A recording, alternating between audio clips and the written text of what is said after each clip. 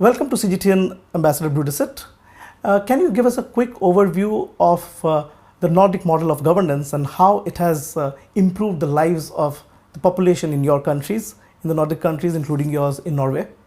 People normally think about it as how we in the Nordic countries do economic policy, welfare policy, and also, for example, family policy. And of course also increasingly now we focus very much on green transition and sustainability. Some of the topics which I think is also of interest to a Chinese audience is of course the family policies that are common in the Nordic countries. For example, our focus on gender equality, our focus on kindergartens, on elderly care, and how we organize our societies to make sure that as a large as possible part of our population can take part in working life. I know that in China, of course, it is very relevant for many younger people how to organize your life, especially when you think about having children and continuing to participate in the working life. The fact that you would like to have kindergartens, you would like to have reasonably priced housing, you would like to see how you can organize your family life in a way that makes sure that you have a good work-life balance.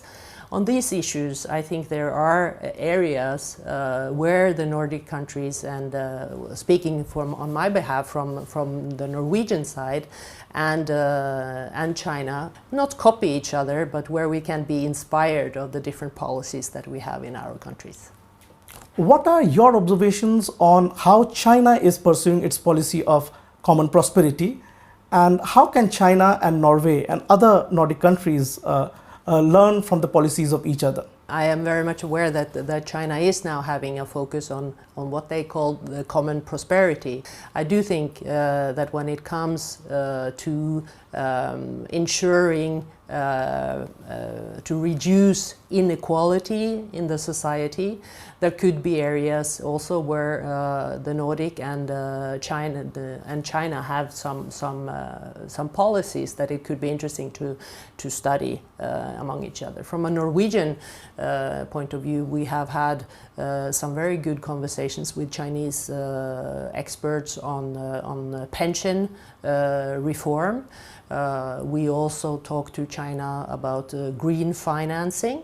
And of course, historically, we have had a long exchange of China when it comes to how to use resources from the energy sector. One of the major concerns in a hugely populous country like China is its aging population. Can you tell us how has Norway and other Nordic countries dealt with its aging population and the policies regarding working age and pension? In the Nordic countries, and specifically in Norway, for us, we look at the labor force as maybe our greatest resource. That means that the longer people stay active in working life, the more they can also contribute into working life, and thereby also into the tax base. So in Norway, the general pension age is 67 years, and you could in certain sectors also stay on until you are 70 years. I know that, of course, in China, the pension age is lower, and also the complexities of the systems are something different. But in our perspective, it has been important to have a fairly high pension age to make sure that our people participate in labor life as long as possible. Given the challenges of globalization and rising inequality, how can the Nordic model address socio-economic disparities and promote social cohesion? As I say, I don't think it's possible to copy policies from other countries, but it is possible to be inspired from it. Of course, some of the basics in the Nordic model is that we have a high degree of transparency in every policy that is developed.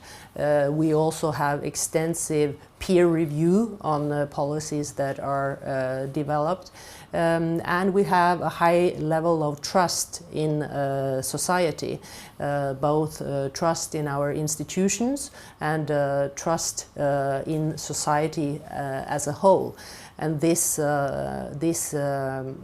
also helps to bring down the transaction costs and bring the productivity up.